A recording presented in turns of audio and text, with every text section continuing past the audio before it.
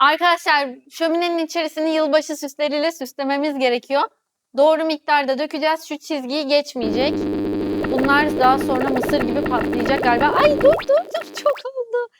Ya bunlar büyüyecek arkadaşlar. Kesin çok oldu. Geçecek ya. Bakalım geçiyor mu? Geçme. Oo, taştı bile şömineyi. Taştı. Aa, oldu. Kabul etti arkadaşlar. Biz yaptık. Yapacak bir şey yok. Kabul etti.